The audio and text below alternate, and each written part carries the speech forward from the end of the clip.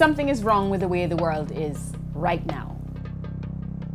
Something is wrong with how things are. We keep hearing about climate change, and yet every day, every single day, we keep pumping more carbon dioxide into the atmosphere. And every society is in economic crisis. People can't afford food, they can't afford education, they can't afford their houses.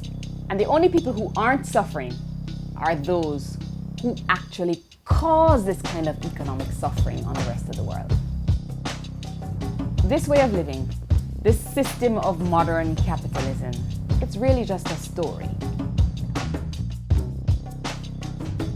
This story is not the only story there is. We can change this, but in order for us to change it, we really have to accept some really difficult truths.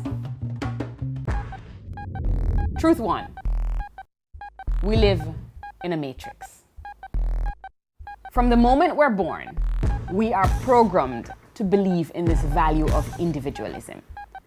We're told that competition is a good thing. We're taught to amass material possessions, no matter if it hurts other people. We are taught to believe that who we are rests in what we buy. And this is taught to us from the very beginning of our education.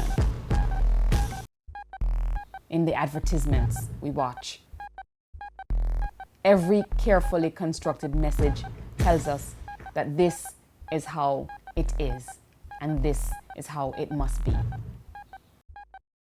Truth two, we live in a false economy. We're told we have to be grateful to rich people and corporations for creating jobs, but in reality, most livelihoods are produced by small businesses and small farmers. As the Walmarts of the world expand, they don't create new jobs, they destroy these already existing jobs. We are told that as the rich get richer, the rest of us will get richer too. Today, the richest 85 people in the world have more wealth than the poorest 3.5 billion.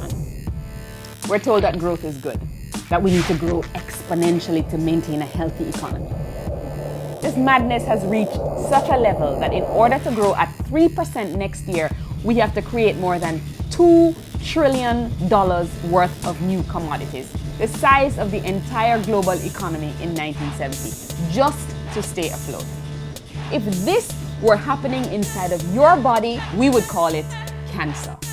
Uncontrollable growth that eats through the living cells to the point of death. We are told we can solve global poverty if rich countries give more aid to poor countries. But see beyond this rhetoric. It becomes obvious that aid is flowing in the other direction.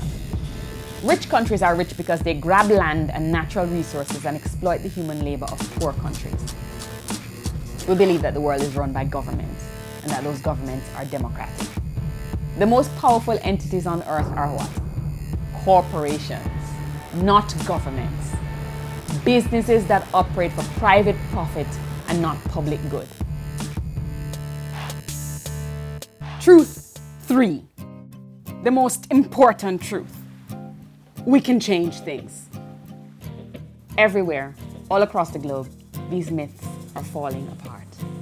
Everywhere, people are yearning for a different story. They don't want to hear this story anymore. Anthropologists tell us that for most of human history, we lived in small, egalitarian societies that awarded cooperation and sharing, and they punished selfishness and accumulation. All we lack is the confidence to see beyond the constraints of our present story.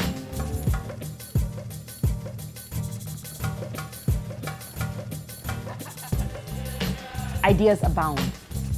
These ideas point to a better way, like alternative measures of growth, or even getting rid of our debt-based currency system altogether, or removing corporate money from politics, or even putting limits on how powerful corporations can become. And we have to start by asking the hard questions as we've been told not to ask.